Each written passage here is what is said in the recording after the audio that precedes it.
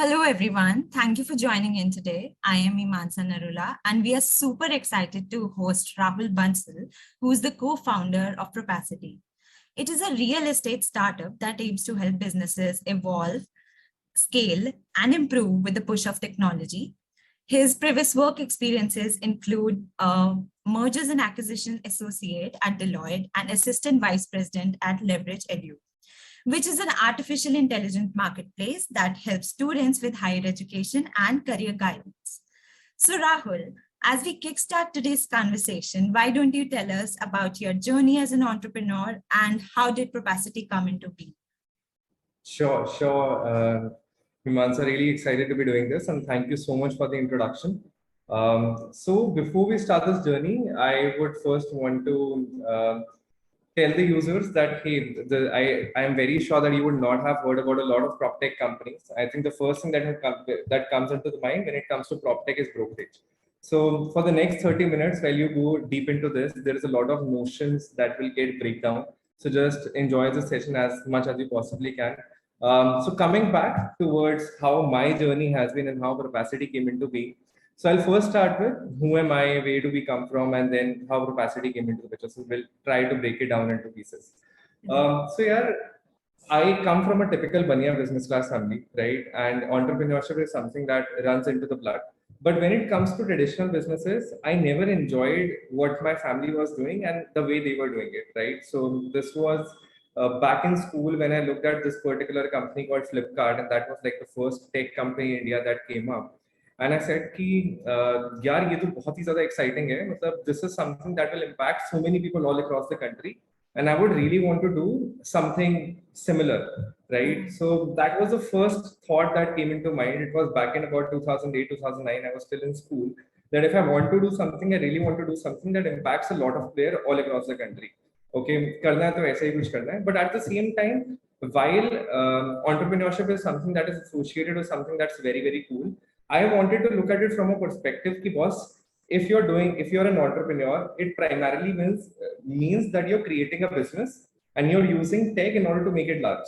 Okay. So while I want to build a tech business that impacts a lot of people, I also want to make sure that the business is profitable, right, in the long run. So the profitability wala part came from the ethos that I had from my family business.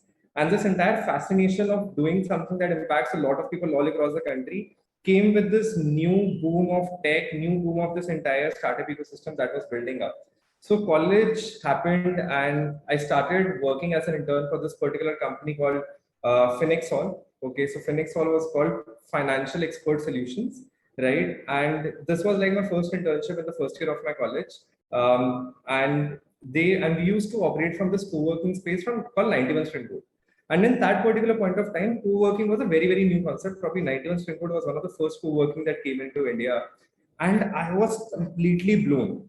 Like there's this one particular space, which is not a dedicated office. It's just flat hierarchy, flat seats. And there are tons of companies working out of one large hall, right? And I was like, man, what is this? There are so many startups situated in one particular place. This is not how traditional companies operate. They do not have any kind of inventory. They are operating out of their systems. This was back in 2014 when startup ecosystem was also not very cool or not very fancy or not very evolved as we see it today. And I used to be like that, okay, hey, while I'm interning for this particular company, I'm going to build relationships with as many people as I possibly can. Right. And that was at one particular introduction to entrepreneurship where I realized that if I want to do something, I want to do a business like this. At that particular point of time, I didn't know how it is going to be like, what I will do, but ये था कि यार करना है तो ऐसा ही कुछ करना है, because it is something that is not very asset heavy like all these other traditional businesses are, and also at the same time with the power of internet you can reach a lot of people, right? So that happened. 3 years of college I attended my college every single day, but never attended any of the classes. I used to go to the college and then to the co-working spaces and did a lot of internships, always at some of the other co-working spaces. So I ended up working with a fintech company, a health tech company, an agri tech company, and started operating with all these companies in multiple roles, because I was also trying to figure out कि यार मेरी कौन सी weaknesses है, मैं किन चीजों के अंदर अच्छा हूँ, and what are the things that I want to particularly focus upon. So उसके अंदर ना 2-3 चीजों का realization हुआ कि एक तो अगर आप कॉलेज के बाहर रहकर आप बहुत कुछ कर रहे हो ना, तो आधे entrepreneur तो आप तभी बन जाते हो, okay? Because when you're out of your classroom, when you're participating in societies, when you're participating in events, you're organizing fest, at the end of the day, you are doing a lot of things that you would tomorrow be also doing as an entrepreneur. So while I'm hiring at Propacity as well, whenever I'm hiring freshers, I have a strong biases towards people who have been a part of societies, right? Because they have raised capital, they have managed events, they have managed resources, they have recruited people. So they are already an entrepreneur itself. They're just trying to find out what's probably best for them. Or probably third year down the line, the reality, or I would not say reality, the created reality hits them and they started feeling that, okay, hey, there's a set process of achieving success that is going towards a job and all of that.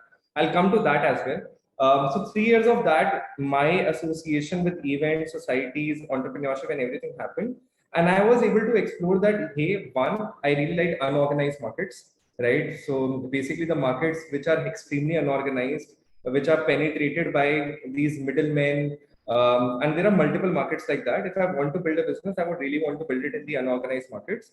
Two, I would want to build a business in the market that I really associate by. And these are my core strengths that I am good at, and these are my weaknesses that I'm not good at. And I'm going to particularly focus upon the fact that I double down upon my strengths and I find people who can fill the weaknesses that I particularly have. So, like every other college grad, third year happened, placement happened, and I ended up being a part of mergers and acquisition team at Deloitte, and I was super happy, right?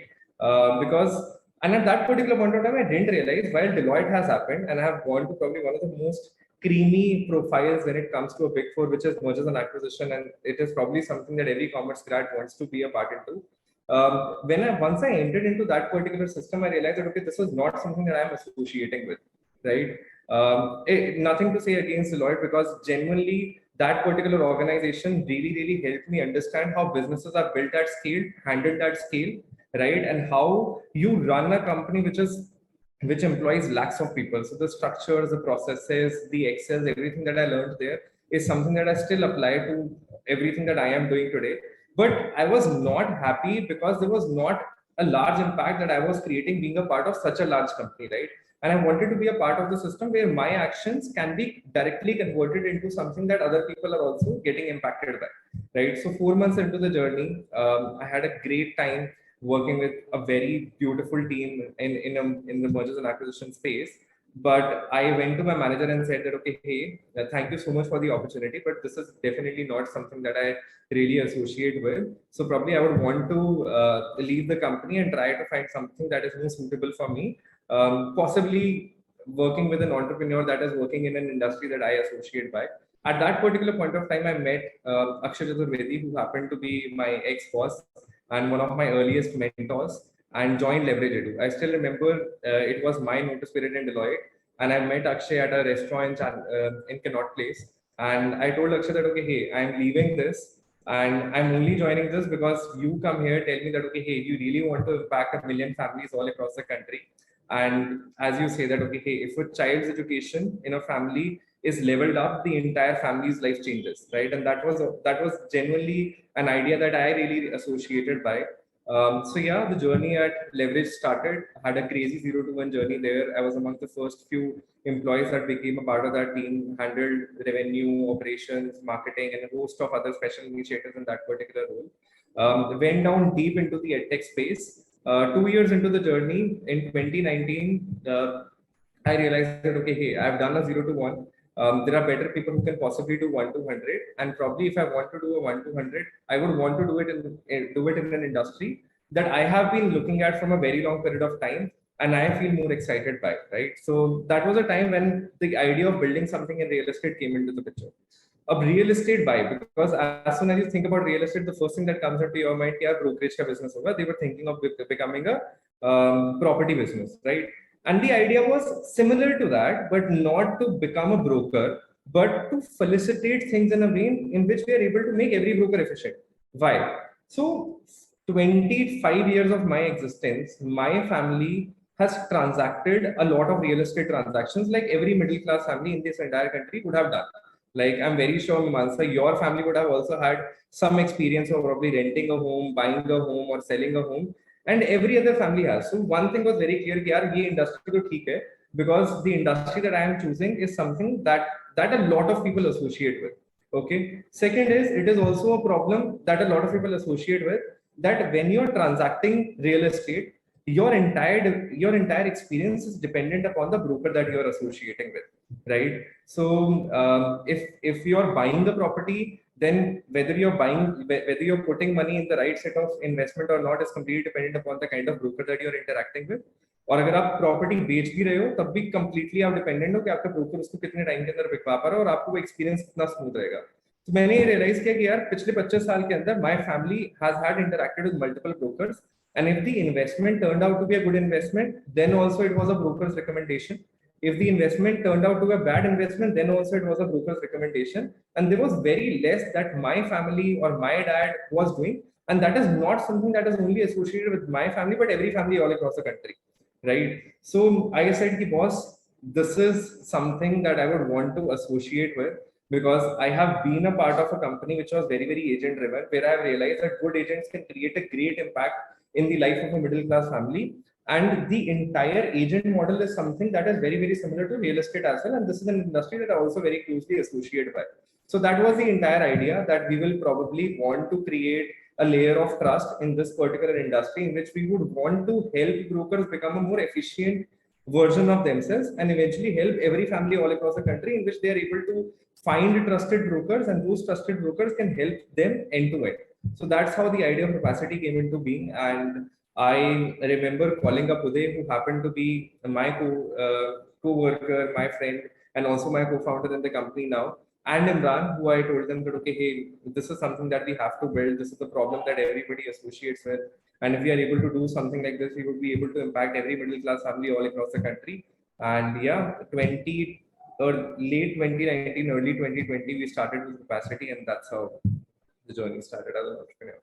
That's like the very interesting way you explained it in. So as we are talking about your organization, what makes Propacity stand out? Here I will probably start this answer from what I stated previously as well.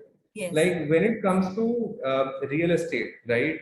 So real estate is that one particular industry in which the customer is not purchasing, is not transacting very frequently, right? So I am not, like, if I'm ordering food or if I'm ordering a cab, it is probably something that I am doing every single day, right? It's a very small transaction that I am doing on a repetitive basis.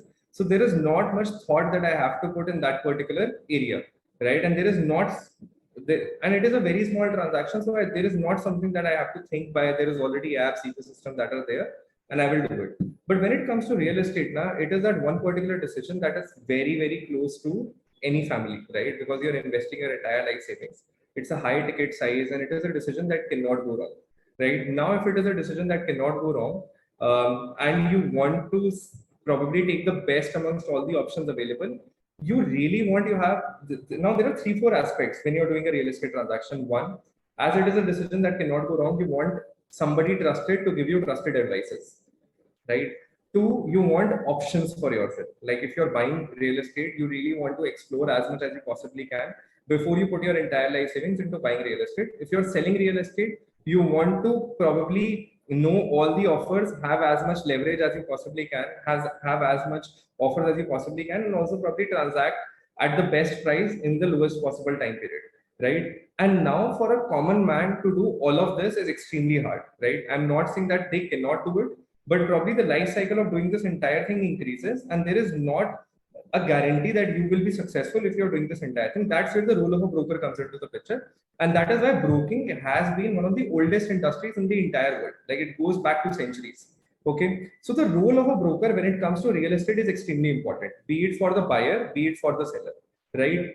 Now, how Propacity is different from all the other players that operate in this particular space is that for all the other players, when it comes to real estate, they think of it from a perspective. They also understand that broker, as the role of a broker is important, and broker is primarily somebody who is bridging the information gap for a buyer and seller and acting like a lever between both of them and closing upon a transaction, right? But what is happening is when they look at broker, majority of us have dumbed down upon the brokers. As soon as you think about a broker, probably there is not something good that comes into your mind, right? It is not something that you associate with as a person that you would want to be friends with.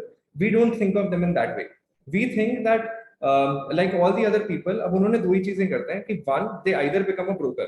Like you would see a lot of prop tech companies becoming a broker, or the other thing कि यार they think of it in a manner कि अच्छा brokers efficient नहीं है, we will become a more efficient broking company, right? So you would see a lot of these new brokerage firms and large brokerages firm coming into this particular market, and they have been coming, they have been going, and ये होता है एक वो वाला case scenario है. दूसरा case scenario in which people say कि यार brokers are not efficient, remove them. Okay, so there is this large company that particularly focuses upon the fact that let's remove the broker and let's directly connect the buyer and the seller. The point is, it is not like that the buyer or seller wants to remove the broker, right? If I am putting 2 crores, 3 crores, 1 crore, 50 lakh, whatever life savings that I have put in, and it is a decision that probably I am taking 1 in 20 years, I am okay with giving in about 1-2%, 1.5% to a broker who is helping me take the best decision. The idea is that for me, it is important that I have a broker that I could trust, right? In the vicinity that I am located in. Like if I am a customer who is in Raipur and there is this large brokerage company which is efficient in Delhi, that particular broker cannot help me in Raipur, right? Or if I am somebody who is in Pune and there is and I really want, and if there is a platform where there is no broker, right, then I am limited to the listings that they have on the platform, and they will not have all the listings on their particular platform, so my options are limited. The idea to which Propacity wants to solve is that we want to empower and make your local broker very, very efficient. Like if there is a Gupta properties or a Sharma properties or a Bansal properties or a Narula properties in your particular street or in your particular area, and they are operating at a capacity in which they are not that efficient that they have to be, right? Our ecosystem makes them a lot more efficient than they already are, right? While not increasing their operational bandwidth. कि यार as a broker ऐसा नहीं है कि प्रोपेसिटी के आने के बाद मुझे और अपने 10 घंटे डालने पड़ेंगे एफिशिएंट बनने के लिए. इट्स जस्ट दैट ये सिस्टम इंप्लीमेंट होते ही मेरी functioning, my way of my process efficiency increases so much, and my network and my way of working becomes so much better that I immediately becomes efficient, right? So that was the entire idea, that the brokers are the backbone of this entire country. We do not want to evolve into a brokerage house. Why? Because it is very asset heavy. We will only get restricted towards tier 1 cities, and we will not be able to go deep into this particular industry to every city all across the country. Neither we want to eliminate the broker, because that is not an option, right? Because the buyers and sellers also do not want to eliminate the broker. We want to create an ecosystem where the broker becomes so much efficient, then that a customer, wherever it is able to go to a broker and understand that, okay, hey, it is a Propacity powered broker, and this is a broker that we can trust, because Propacity का ecosystem अगर use करा तो efficient already level पर होगा. And this is something that has already been done by a lot of players all across the country. Like I used to wonder कि यार मुझे खाना खाने जाना है और मुझे 500 रुपए की, that is a ticket size that I am looking at, and I have apps like Zomato, Swiggy, which is telling me that, hey, how should I spend those 500 rupees? Where should I spend those 500 rupees? And there are so many people who are also validating that particular system, right? And Zomato, that is the front end of Zomato. At the back end, there is so much processes that Zomato has built for the restaurant as well, that Zomato is solving for demand, Zomato is solving for efficiency, Zomato is solving for scale, Zomato is solving for processes, and Zomato is also solving for insights. Like Zomato is probably giving so much insights to that particular restaurant that, okay, hey, this dish is working for you, or this location is something that probably you can open up another restaurant, so many other things. So मैंने कहा मेरे को मेरे 500 रुपए खर्च करने के लिए एज ए यूजर मेरे पास इतना empowered हूँ मैं, when I have to invest like 2 crores on my entire life savings, or probably take a decision that is going to impact my entire family and the generations to come, there is nothing, right? And there is no ecosystem through which I can probably find brokers, or I can probably look at brokers. So we really want to, we keep brokers at the center of everything.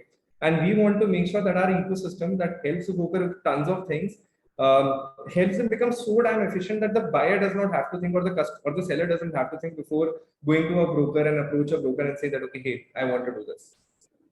Right. So basically increasing transparency and efficiency is the main goal. Absolutely. Creating a layer of trust that brings the best out of brokers and eventually brings the best brokers out, if I have to sum it down into one line. Right. So in one of your write-ups, you talk about the concept of agro reality.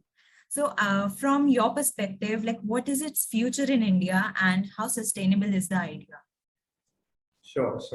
So first, Agro Reality is a concept it is a very new concept. There is a lot of concepts that have come into the market that particularly helps small stage investors or probably different kind of investors who do not look at real estate from just a residential and commercial standpoint, but also are looking at new asset classes through which they can explore through which they can expand their portfolio, right? So agro reality is particularly a type of concept in which you get a piece of land, which is an agriculture land, on which you can also make your own residential property and also do agriculture, right? So it is like that it is a large piece of land through which in which you get a small piece of land, and the entire community uses shared resources, and you have a lot of know-how and you have a lot of know-how upon how you have to do. So it becomes a residential property, more like a holiday home, and you also can do agriculture, and it becomes a secondary income for you. And one thing that we particularly want to highlight, that the next 10 years for India, real estate is going to divide into multiple asset classes. Like earlier, it used to be that, okay, hey, either I can buy a property to stay, or I can buy an office space in which I am using as an office, or probably now it is changing. Like there is fractional ownership that comes into the picture. One of our friends is building this company called Strata, which particularly helps you put a very small amount of money into a large warehouse, okay, or a large commercial property. So you have a category tenant in which you becomes a property owner, and you can get safe returns out of it, which could be probably higher than what you're getting out of the equity market. So you expand your portfolio. Then you have pre-leased, like again, in which you can invest into a rented property, and you have a tenant which is already a listed, which is secured, and you can get investments out of it. Same is with agro reality. Like you invest into an agricultural land, and you become an investor who is investing into creating a secondary income via agriculture, and you also have a holiday home access that you can create in that plot of land. Why we are so big on it? Because India is an agriculture country, and agri tech is booming at a massive pace. So agro reality is something that will also reap a lot of benefits. We would see a lot of people expanding into that particular scenario. So yeah, agro tech is something that we are very bullish upon. All right. So, like as we all know that the year 2020 was a defining and challenging year for like many sectors, including real estate. So, what role did technology play in catalyzing the upwards and onwards movement for real estate? Okay. So yeah, I would say that not just the last year, the last entire decade has been super challenging for real estate. I always say that the people of real estate and this particular industry is probably one of the most resilient industries in all the industries present. So if you look at the entire last decade, so there was first economic slowdown that came around 2013, 2014, and then you had the RERA coming into the picture, then you had your GST coming into the picture, then you had demonetization happening, then you had COVID that came into the picture. Right. So over the last 10 years, we as a country have seen a very bearish real estate industry, and because of which this entire industry have also understood that this is how the cycle works, right? And that is also a big opportunity for all the real estate companies now, because for the next 10 years, while the middle income is increasing, interest rates are available at such a low rate now, everybody has started realizing that, okay, hey, having a home is something that is a necessity. Thanks to COVID, where people have switched from paying rent to EMI because uncertainty is always there, we are going to see a large bull run in the real estate market, right? So the last 1 year has been very tough for all the people who have been operating in real estate. But there are a couple of factors that have completely changed the game. One is the adoption of digital that has happened, right? So in the last 1 year, the entire target audience of real estate, which is not you and I, but probably the people who are in their 30s, 40s, 50s, 60s, they've all come online, right? So these are people who were taking decisions relating to real estate completely offline, right? They used to find a nearby broker, and they used to interact with them, and the entire knowledge pool was only associated to the area that they were operating in or they were staying in, right? Now that has expanded because thanks to Google Baba, everything has every kind of searches, every kind of information. The information has become so parallel. So there can be a person who is sitting in Delhi transacting in Mumbai, and vice versa. And within Delhi as well, their information has increased so much, right?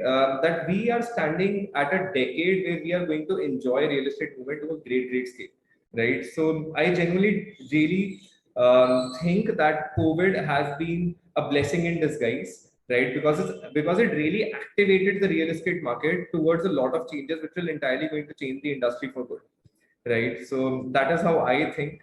Over the next 10 years, you will see a lot of development happening in the real estate tech space and real estate space, in which you'll see a lot of organization happening in an unorganized market that will happen. A lot of people, and there are problems both on the demand side as well as the supply side. Like if you look at the consumer side, there has always been an issue about how to find a trusted broker, how to make sure that we are looking at we have a diverse pool of property that we can look at. On the broker side, it is that because of this entire boom that has happened into the market, there are new and new brokers that are coming into the market now, right? So for the broker, the competition has also increased massively. Right. Okay, so and they are also aspiring to grow fast. So their operating cost is increasing, their marketing cost is increasing. They want to grow fast. For them as well, they really need an ecosystem that can help them grow fast. And the buyers also need an ecosystem. The sellers also need an ecosystem. So that is why over the next 10 years, we will see customers, brokers, buyers, sellers, developers all adopting a more tech-friendly, more ecosystem-related approach, making sure the entire industry becomes a lot more organized. So yes, there has been challenges over the last 10 years, but the next 10 years look very, very positive. Basically, everything will become much more easier. Absolutely. In that on both the sides. Yes. It has to be, yeah. It has to be. It has become easier for every unorganized sector. Sometimes I wonder that why this particular industry has been ignored and why we had to come in and say that, okay, hey, this is the approach that everybody should be following. And I hope more and more people come into real estate, probably take up one problem and solve it one at a time. There are enough problems to solve for all across the industry. And yeah, I really hope more and more good minds come into the industry and solve for it, because this is like one of the most important problems that, and one of the most important decisions that every middle class takes in their entire lifetime. It has to be right. Exactly. So, like from your wide and interesting experience as an entrepreneur, what tips or recommendations would you like to give to the upcoming startups or entrepreneurs? Yeah, it's a very interesting question. Here, I'll like to divide it into two parts. Okay. I'll like to divide it, and I realize that, okay, we have about 4 minutes now. So, yeah. So, I will divide it into two parts. Like, I will like to give some recommendations of what you need to do before you start thinking of becoming an entrepreneur, and while you are doing your entrepreneurship phase. So this is how we will look at this particular aspect. So, yeah, one, I would suggest to all the people who think of entrepreneurship that don't think of it as an alternate career choice. Okay, don't think of it as a quick money scheme. It's not. Okay, if you're thinking of it in a manner that, okay, hey, we will become an entrepreneur, raise X amount of money, and then we will become a millionaire, get into Forbes 30 under 30, life would be good. Then that's a very, I'm not saying that all of that is not true, but what you're looking at is probably a very, very small percentage of what the entire larger set is. Okay, you can achieve all of that, but there is a process to achieve all of that. And if you're only coming into this particular ecosystem thinking that this is what the goal is has to be, then you're wrong, right? So before you become an entrepreneur, it is extremely, extremely important for you to understand three things.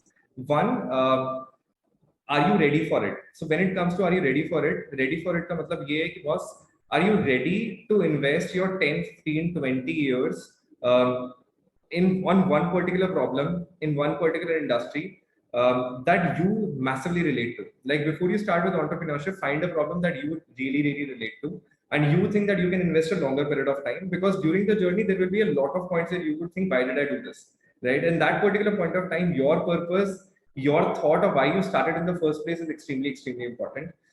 Second part is that your narrative has to be very, very right. That the problem that you are looking at is something that you have to go very, very deep into. Third is, before you start becoming an entrepreneur, you should start gathering those entrepreneurial qualities and equipping yourself with those entrepreneurial qualities early on. Like you should know how to build and sustain long-term relationships. You should develop a very strong emotional intelligence, and you should probably build a network of as much mentors as you possibly can, who can trust you, who will guide you throughout the entire journey. while you have become an entrepreneur and while you have found the problem that you want to particularly focus upon, and now you've started with your journey, one thing is that don't get married with the ideas of execution. There can be one goal and then there can be 10,000 ways to reach that one particular system. So if you're thinking कि यार ये मुझे करना है और मुझे ऐसे ही करना है, तो वो ऐसे नहीं होगा. ठीक है, वो गोल को डिफाइन लेकर चलो. But if you have to find, if you have thought of one way and that particular way is not working, be persistent. But along with being persistent, find of A, B, C, D ways to which you can also reach there. Right. Second, realize that it's a long-term game. It is not something that I will do a seed round, then I will do a A round, then I'll do a B round, D round, all of that. You are here to solve a problem and you are here to build a profitable business. And profitability comes when you're building a business for your customers and not building a business only to impress yourself and your investors. At the end of the day, investors are also wanting you to build a business for your customers because they also want an exit at the end of it. Right. So just make sure that while you are an entrepreneur, you spend a lot of time in nurturing your team, finding the people who also associate with that particular problem. Majority of your time should go with networking with people, hiring, be it connecting with mentors, be it connecting with investors, telling a lot of people about the narrative that you're solving, the problem that you're solving, and just being very, very focused upon the fact that I have to give as much as I possibly can to this particular problem and solve this problem, whatever it takes. So yeah, that's my 2 cents on this particular question.